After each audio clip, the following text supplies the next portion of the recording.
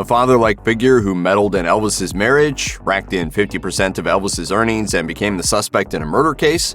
Who was Elvis's manager, and why didn't he care when his star client died? Find out right here.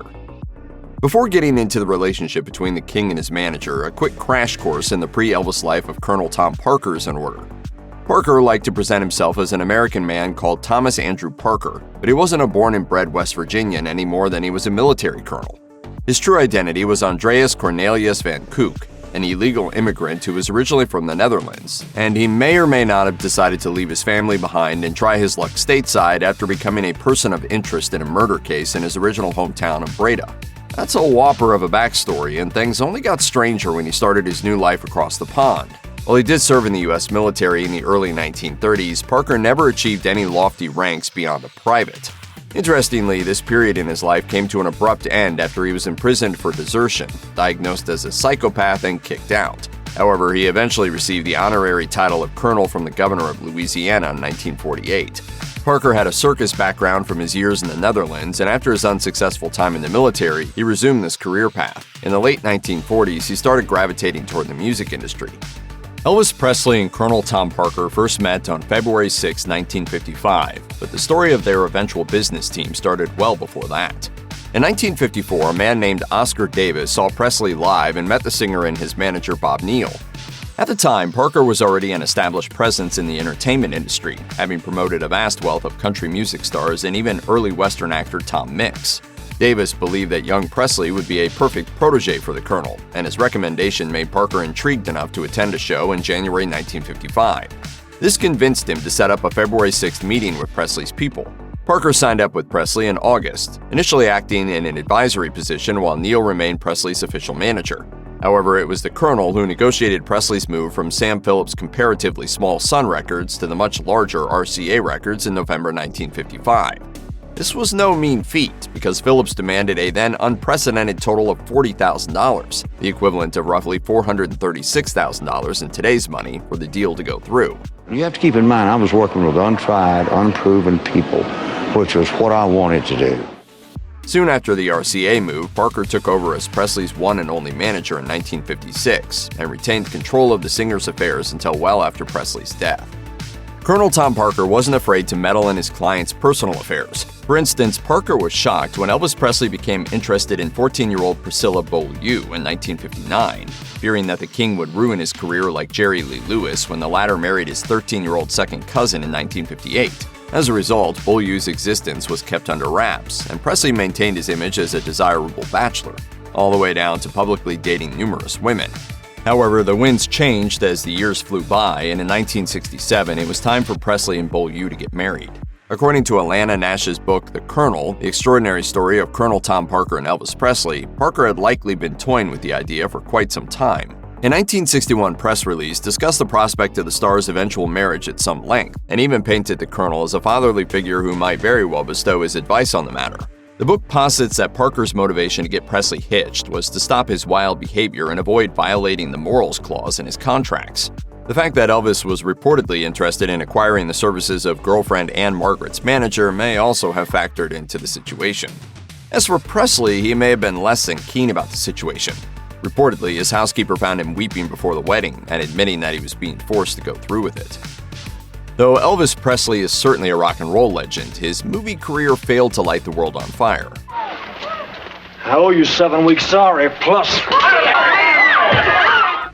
A quick glance at the King's IMDb page reveals that while his cinematic endeavors are actually quite numerous, it wouldn't be unfair to say that his 31 acting credits are mostly notable for the fact that, well, it was him in the movie. Colonel Tom Parker was in charge of Presley's acting roles as much as he was in charge of every other contract in the artist's career. The Washington Post has actually called this unimpressive cinematic streak Parker's biggest failing, not only because of the movies Parker signed Presley up for, but because of the opportunities he reportedly shot down. These include the role of Joe Buck in John Schlesinger's 1969 drama Midnight Cowboy, and the male lead in the 1976 version of A Star is Born. These roles eventually went to Jon Voight and Kris Kristofferson, while Presley's film resume consists of works like Blue Hawaii, Tickle Me, and Clam Bake. Could Presley have outacted guys like Voight and Kristofferson should the roles have gone his way? That might be up for debate, but if Parker didn't even give him the opportunity to try, it doesn't seem very managerial of him, does it? Colonel Parker was an illegal immigrant who had changed his name and may not have held a U.S. passport at all. This, some suspect, may have been behind his otherwise mysterious decision to systematically reject all the numerous concert and tour offers Elvis received all over the world. In a 2017 interview with Noise 11, Jerry Schilling, who worked with both Parker and Presley back in the day, stated in no uncertain terms that Presley himself was more than game to perform abroad, describing a particular conflict about the prospect of an international tour. According to Schilling, Parker immediately stated that he wouldn't follow Presley on any tours, and the situation escalated to the point that the star told the Colonel he was fired, only to soon find out that even Elvis Presley didn't hold a torch to Colonel Parker in the entertainment industry. Schilling told the outlet, "When Elvis tried to get a tour going, no one would touch him because they were afraid of the Colonel. They had the relationship with the Colonel. They respected the Colonel. They did not want to go behind his back." In the end, the Colonel won this particular power struggle. During his entertainment career, Presley's only performances outside the U.S. were 3 Canadian dates in 1957, and Parker didn't travel with him. Colonel Parker was hardly the model of military discipline his apparent rank might imply. His sole stint in the Army, as a private, ended when he was discharged after going AWOL and being imprisoned. He later managed to dodge the World War II draft with an eating regimen that ballooned his weight north of 300 pounds. Elvis Presley, for his part, couldn't avoid being drafted, and didn't try to do so either. When the Memphis Draft Board came calling in December 1957, the King was already an ultra-famous singer and actor, but he was still all too happy to do his part, as long as they granted him a few months' deferral in order to wrap up his latest film. The beginnings of Presley's military service went comparatively well, but things soon took a turn for the worse. In August, his beloved mother died, and the shaken Presley was soon moved to Germany. There, he partied hard and developed a drug addiction that lasted for the rest of his life. It could be said that joining the military ruined his life. Elvis Presley was only 42 years old when he died on August 16, 1977. Presley's father let Colonel Tom Parker have the run of things for 2 more years, but after the elder Presley also died in 1979, things got complicated for the manager. The new legal protector of Elvis's 12-year-old daughter Lisa Marie looked into the estate's financial situation and compiled a report that confirmed the long-standing rumors that Parker took a whopping 50% of Presley's income, as opposed to the normal much lower percentage. This was just the tip of the iceberg, too. The reports also found that the manager's actions had directly cost Presley a 9-figure sum over the years and exposed several areas of poor and neglectful management that had hurt the artist financially. The report read, "Elvis was naive, shy, and unassertive. Parker was aggressive, shrewd, and tough. His strong personality dominated Elvis, his father, and all others in Elvis's entourage." In 1982, the estate took Parker to court for his actions in a case that ended in a settlement and effectively removed the Colonel from the Elvis business. As for the Presley estate, it managed to rise from the ashes, to the point that its 2020 net worth was an estimated $400 to $500 million, according to Rolling Stone.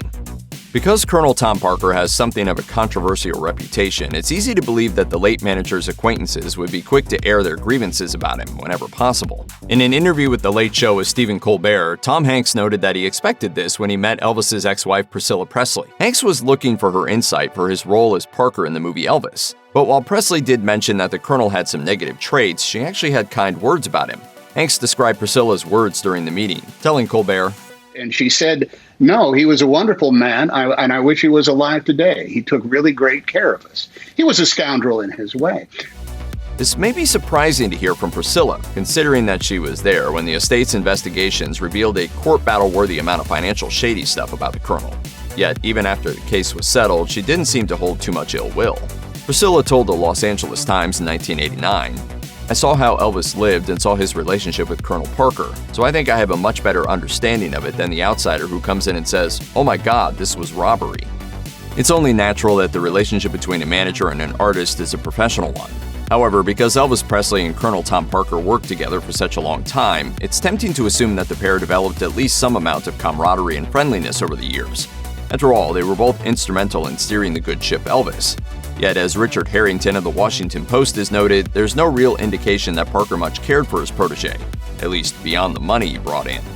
Parker liked to call Presley his attraction, harkening back to the Colonel's days with the circus. Colonel Tom Parker was a carny.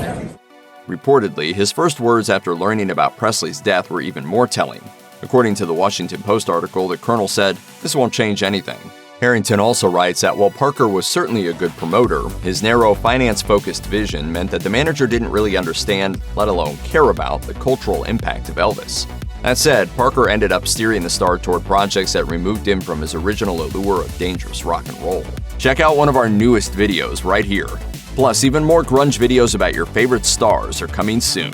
Subscribe to our YouTube channel and hit the bell so you don't miss a single one.